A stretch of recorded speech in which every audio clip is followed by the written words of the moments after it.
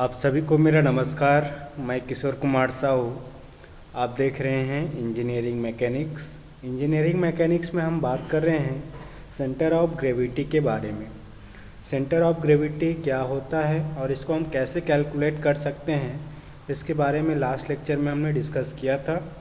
आज के लेक्चर में हम लोग कुछ स्टैंडर्ड रेगुलर सॉलिड्स है, उसके सेंटर ऑफ ग्रेविटी कैसे हम फाइंड आउट कर सकते हैं, इसके बारे में डिस्कस करेंगे।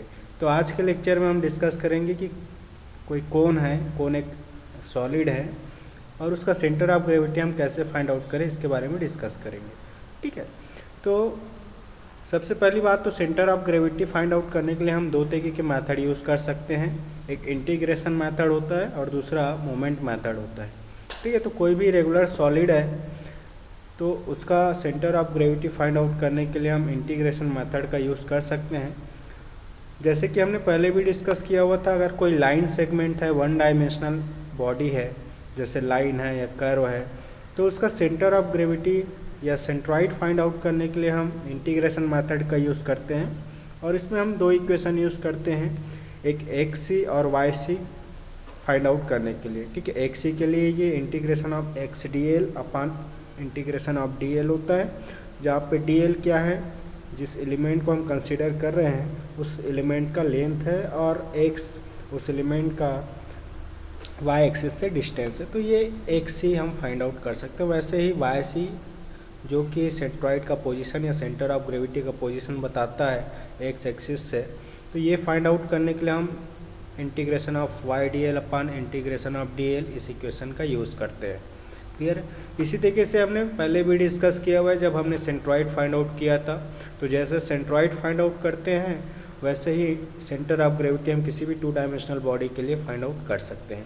तो इसके लिए हम इंटीग्रेशन मेथड यूज़ करते हैं, जिससे हमें एक्स सी और वाई सी का वैल्यू मिल जाता है। एक्स सी सेंट्रॉइड या सेंटर ऑफ ग्रेविटी का पोजीशन है वाई एक्सिस से, और वाई सी एक्स एक्सिस से उस सेंट्रॉइड या सेंटर ऑफ ग्रेविटी का पोजीशन है। तो एक्स सी और वाई सी के लिए ये इक्वेशन है जो कि एरिया का इंटीग्रेशन के फॉर्म में ये हमें मिलता है ना। तो ये दो चीज़ें हमने पहले भी कर चुका है, तो इसके बारे में हम आगे डिस्कस नहीं करेंगे। हम लोग ये डिस्कस करेंगे कि अगर हमारे पास कोई थ्री डायमेंशनल बॉडी है, सॉलिड बॉडी है, तो उसका हम कैसे centre of gravity find out करें। तो इसके लिए भी हम इंटीग्रेशन मेथड यूज़ कर सकते हैं। इंटीग्रेशन मेथड से हमें एक्स सी का वैल्यू मिल जाएगा, integration of x d m upon integration of d m. D m क्या है, कोई भी सॉलिड बॉडी है तो उसमें जो एलिमेंट है उसका मास है, और एक्स वाई एक्सिस से उस मास का डिस्टेंस है। ठीक है, वैसे ही वाई सी हम फाइंड आउट कर सकते हैं। Y c is equal to integration of y d m upon integration of d m, है ना। ये वाई सी एक्स एक्सिस से उस पर्टिकुलर एलिमेंट के लिए हम कैलकुलेट करते हैं। अब मास हमें पता नहीं रहता है बॉडी में, ठीक है, तो मास के जगह हम वॉल्यूम भी ले सकते हैं। वॉल्यूम को लेके हम centre of gravity find out कर सकते हैं, या वॉल्यूम के जगह हम वेट को लेके भी सॉल्व कर सकते हैं। तो मास और वेट हमें प्रॉब्लम में दिया नहीं रहता है, हमें केवल डायमेंशंस दिया रहता है।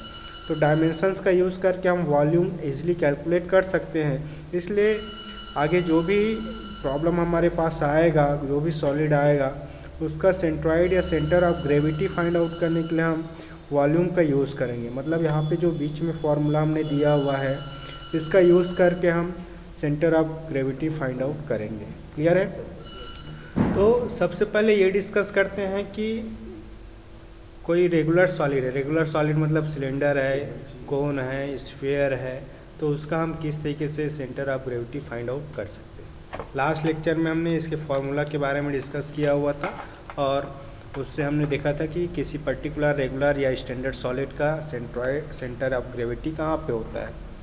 अब वो इक्वेशन जो आता है वो कैसे आता है, तो सबसे पहले हम आज डिस्कस करेंगे कोन सॉलिड का, और इसका सेंटर ऑफ ग्रेविटी हम फाइंड आउट करेंगे, और इससे आपको आइडिया हो जाएगा कि इससे हम सेंट्रॉइड या centre of gravity find out कर सकते हैं। ठीक है, तो हमारे पास आज एक कोन है, रेगुलर सॉलिड है, राइट एंगल कोन है, जिसका बेस डायमीटर इस कैपिटल डी और हाइट एच है। इसमें बेस जो है सर्कुलर प्लेन सरफेस होता है, बाकी जो है वो कर्व सरफेस होता है। तो कोन से आप सभी अवेयर हैं। ठीक है, अब देखते हैं कि इस कोन में हमारे बेस का डायमीटर कैपिटल डी है ना, बेस का रेडियस आर हो जाएगा, और इसका हाइट जो है एच है, कोन का हाइट क्या है, एच है। तो ऑब्वियस सी बात है हम वॉल्यूम ऑफ कोन कैलकुलेट कर सकते हैं। इक्वेशन हमें पता रहता है, volume of cone is equal to pi are square h upon 3 हो जाएगा। ठीक है, अब इस कोन का हमें centre of gravity find out करना है, तो इंटीग्रेशन मेथड का यूज़ करेंगे। इंटीग्रेशन मेथड का यूज़ करेंगे तो एक्स सी का इक्वेशन हो जाएगा integration of x d v upon integration of d v, और वाई सी के लिए इक्वेशन हो जाएगा integration y d v upon integration of d v. ठीक है, अब ये डी वी क्या है, कोई एलिमेंट होगा इसमें जिसका वॉल्यूम होगा। तो इंटीग्रेशन मेथड में सबसे पहले तो हम एक्स और वाई एक्सिस कंसिडर करते हैं। ठीक है, और एक्स और वाई एक्सिस कंसिडर करके हम एक छोटा सा एलिमेंट कंसिडर करते हैं, फिर उसमें इंटीग्रेशन करते हैं, और वहाँ से हमें फिर एक्स सी और वाई सी का मिल जाता है। एक्स सी क्या है, सेंटर ऑफ ग्रेविटी का डिस्टेंस है वाई एक्सिस से, जैसा कि आपको स्क्रीन पे दिखाई दे रहा है। तो हमेशा हम क्या करते हैं, बेस को एक्स एक्सिस कंसिडर करते हैं, लेफ्ट को वाई एक्सिस, हमेशा से हमने ऐसा करते आया है। तो आप ऐसे जगह पे एक्सिस कंसिडर करिए जहाँ से आप इजीली डिस्टेंस कैलकुलेट कर सके। तो देखिए इस तरीके से हमने एक्सिस लिया हुआ है, तो यहाँ से वाई एक्सिस से सेंटर ऑफ ग्रेविटी का कितना डिस्टेंस होगा ये हमें पता ही है, आर पे होगा, क्योंकि ये रेगुलर सॉलिड है, तो ये अपने एक्सिस के अबाउट क्या है, सिमेट्रिक है। तो हम वाई एक्सिस को लेफ्ट पे ना मान के उसको इस सिमेट्रिक एक्सिस पे ही वाई मान सकते हैं। तो वाई को अगर हम सेंटर पे मान लें इस तरीके से तो भी गलत नहीं होगा, और ऐसा करने से हमें फ़ायदा ये होगा कि हमें एक्स सी का वैल्यू कैलकुलेट करने की ज़रूरत नहीं पड़ेगा, क्योंकि अगर हमने सिमेट्रिकल एक्सिस पर ही एक्सिस मान लिया है तो उसके अबाउट में जो डिस्टेंस हमें डालना हो वो जीरो होगा। जैसे वाई के अबाउट सिमेट्रिक है तो हमने इसी को वाई एक्सिस कंसिडर कर लिया, तो यहाँ पे एक्स सी का वैल्यू जीरो होगा, क्योंकि इसी एक्सिस पे ही सेंटर ऑफ ग्रेविटी होगा, क्योंकि इस एक्सिस के अबाउट ये सिमेट्रिक है। क्लियर है, इसलिए हमने वाई एक्सिस यहाँ पे मान लिया। अगर आप लेफ्ट एज पे मानते हैं तो वहाँ से एक्स सी का वैल्यू हमें आर मिलेगा, और हमने सेंटर पे ये एक्सिस मान लिया है तो एक्स सी का वैल्यू यहाँ पे हमें जीरो बन जाएगा। इसका मतलब ये सेंटर ऑफ ग्रेविटी इसी वाई एक्सिस पे होगा। क्लियर है, तो ये एक्स सी आपको कैलकुलेट करने की ज़रूरत नहीं है पहली बात। दूसरी बात, हमें वाई सी कैलकुलेट करना है, सेंटर ऑफ ग्रेविटी का डिस्टेंस है एक्स एक्सिस से। तो एक्स एक्सिस बेस पे है, तो एक्स एक्सिस से कितने ऊपर सेंटर ऑफ ग्रेविटी होगा ये वाई सी होगा, और वाई सी की वैल्यू हम इंटीग्रेशन मेथड से यहाँ फाइंड आउट कर लेंगे। क्लियर है, तो इंटीग्रेशन मेथड से वाई सी की वैल्यू फाइंड आउट करने के लिए सबसे पहले हम एक छोटा सा सिलेंड्रिकल एलिमेंट कंसीडर करते हैं एक्स एक्सिस से वाई डिस्टेंस पे। ठीक है, इस तरीके से जिसका रेडियस हम आर ले लेते हैं, सिलेंड्रिकल एलिमेंट है, और इसका हाइट डी वाई लेते हैं, वाई एक्स से वाई डिस्टेंस पे ये डी वाई हाइट का एक सिलेंड्रिकल एलिमेंट हमने कंसीडर किया। अब इसी स्मॉल एलिमेंट का यूज़ करके हम इस कोन का वाई सी के वैल्यू फाइंड आउट करेंगे। ठीक है, तो सबसे पहले तो वॉल्यूम ऑफ एलिमेंट हमें पता है, देखिए इस तरीके से डी वी मान लेते हैं, तो हाइट इसका डी वाई है, तो pi are square D Y ये हो जाएगा। इसका वॉल्यूम, ये जो छोटा एलिमेंट हमने लिया है इसका वॉल्यूम क्या होगा, है ना, एक सिलेंड्रिकल बॉडी है तो सिलेंडर का वॉल्यूम क्या होता है, पाई आर स्क्वायर डी वाई। ठीक है, डी वाई क्या है, हाइट है, आर उसका रेडियस है, तो इस तरीके से वॉल्यूम हो जाएगा। ठीक है, अब ये आर, स्मॉल आर का वैल्यू हमें पता नहीं है, इसलिए इस वैल्यू को हम कैपिटल आर या कोन का जो रेडियस है उसके टर्म में हम चेंज करेंगे, एज के टर्म में चेंज करेंगे, वाई के टर्म में चेंज करेंगे। क्लियर है, तो देखिए सबसे पहले हम क्या करते हैं, देखिए कोन पे इस तरीके से हम एक ट्राइंगल फॉर्म कर लेते हैं, A B C dash B dash, C dash B dash जहाँ पे हमने एलिमेंट लिया है वो वाला ट्राइंगल है, सी डैश ए डैश और बी ये ट्राइंगल, और ए बी सी एक ट्राइंगल।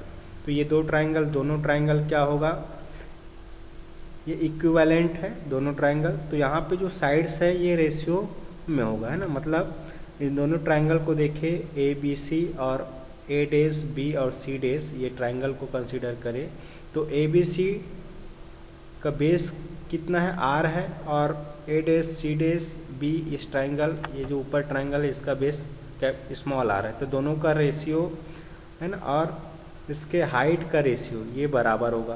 तो बड़ा वाला जो ट्राइंगल है ए बी सी इसका हाइट एच है ना, और इसका अब रेडियस छोटे वाला जो ट्राइंगल है डैश सी डैश बी, इसका हाइट कितना हो जाएगा h माइनस वाई होगा, क्योंकि ये y है और यहाँ से ये h है, तो ये हाइट क्या हो जाएगा h माइनस वाई। तो ये रेशियो, तो ये दोनों रेशियो बराबर होगा। यहाँ से हमें स्मॉल r की वैल्यू मिल जाएगा r in bracket h minus Y upon h। अब इस r को हम ऊपर जो वॉल्यूम का एलिमेंट को वॉल्यूम जो हमने कंसिडर किया है या कैलकुलेट किया, वहाँ पे स्मॉल r की वैल्यू रखेंगे। तो dv का वैल्यू हमें मिल जाएगा pi r in bracket h minus Y upon h whole square into D y. R का वैल्यू हमने यहाँ पुटअप कर लिया जो हमें मिला हुआ है। तो ये छोटे से एलिमेंट जो हमने कंसिडर किया है उसका वॉल्यूम हमें मिल जाएगा आर एच और वाई के टर्म में।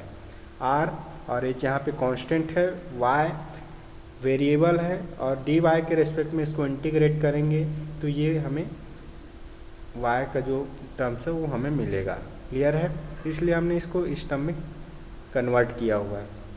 अब इंटीग्रेशन मेथड इसमें अप्लाई करेंगे। देखिए इस तरीके से है, तो वाई सी की वैल्यू हमें फाइंड आउट करना है ना।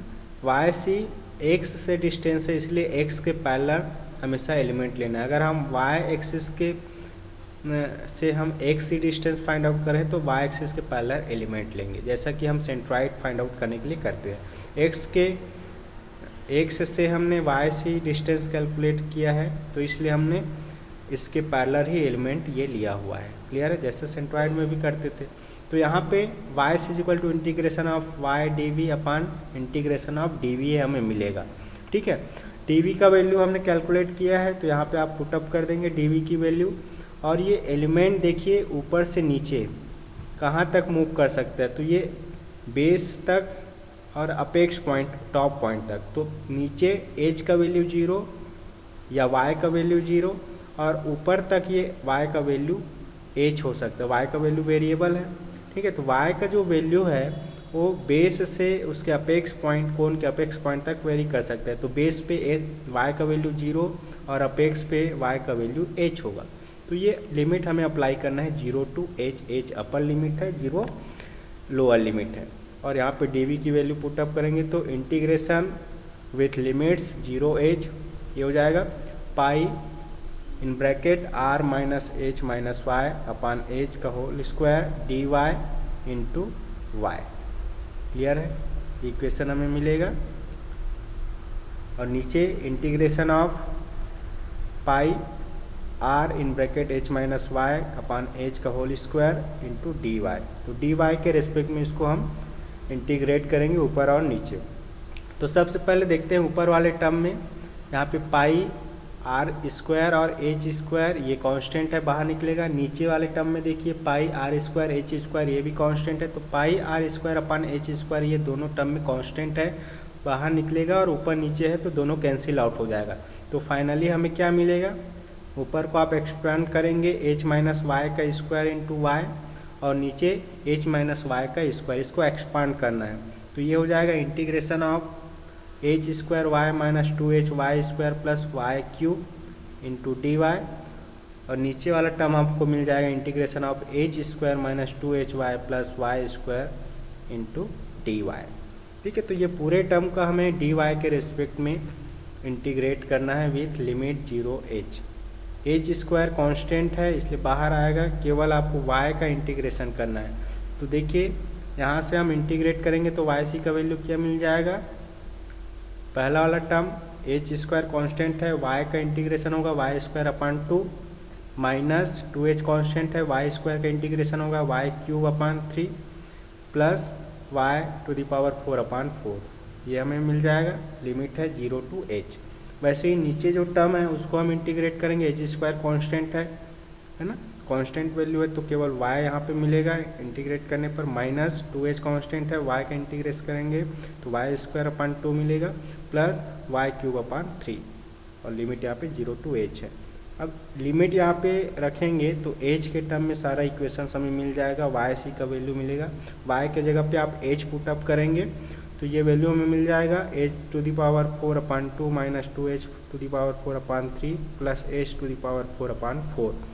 और नीचे आपको मिल जाएगा h to the power 3 minus h to the power 3 plus h to the power 3 upon 3। नीचे h क्यूब जो है प्लस माइनस है तो ये कैंसिल आउट हो जाएगा। फाइनली इसको हम सॉल्व करेंगे तो ऊपर टर्म्स मिलेगा h⁴/12 और नीचे मिलेगा h³ 3। तो y is equal to h⁴/12/h³/3। इसको हम सॉल्व करेंगे तो y की वैल्यू हमें मिल जाएगा h/4। तो ये y की वैल्यू हमें फाइंड आउट करनी थी। तो y क्या है, इस कोन का सेंटर ऑफ ग्रेविटी CG का लोकेशन है बेस से या x एक्सिस से कितना ऊपर है। क्लियर है, जैसे कि ये कोन है, ठीक है, तो बेस से, बेस को हमने x एक्सिस माना है तो बेस से h/4 के डिस्टेंस पे इसका सेंट्रॉइडल सेंटर ऑफ ग्रेविटी होगा। यहाँ से हमने एक एक्सिस ड्रॉ कर लिया, हॉरिजॉन्टल एक्सिस x ठीक है। अब इसका जो वर्टिकल x का वैल्यू 0 है, इसका मतलब y जो एक्सिस है उसी को हमने ये जो y एक्सिस है इसके अबाउट ये क्या है, सिमेट्रिक है, तो इसका सेंटर ऑफ ग्रेविटी इसी एक्सिस पे होगा। तो ये एक्सिस हमने ड्रॉ कर लिया y तो x और y का जो इंटरसेक्टिंग पॉइंट होगा वो पॉइंट क्या होगा, सेंटर ऑफ ग्रेविटी होगा, जो कि बेस से h/2 है और इसके एक्सिस पे ही है, मतलब ये जो कोन है उसके एक्सिस पे सेंटर ऑफ ग्रेविटी है। अगर हम ये centre of gravity left edge से मेजर करें तो xc का वैल्यू r के बराबर मिलेगा या बेस के रेडियस के बराबर मिलेगा। क्लियर है, इस तरीके से हम इस कोन का centre of gravity find out कर सकते हैं इंटीग्रेशन मेथड का यूज़ करके। अगर आपने कोन का सेंटर ऑफ ग्रेविटी समझ लिया है तो किसी भी रेगुलर सॉलिड हो, चाहे सिलेंड्रिकल सॉलिड हो, स्फेरिकल सॉलिड हो या सेमी स्फेरिकल सॉलिड हो, किसी भी तरीके के सॉलिड का आप centre of gravity find out कर सकते हैं। आई होप कि आज के लेक्चर में ये पूरा कॉन्सेप्ट आपको समझ में आया होगा। इस लेक्चर में इतना ही। Thank you for watching this video, keep smiling.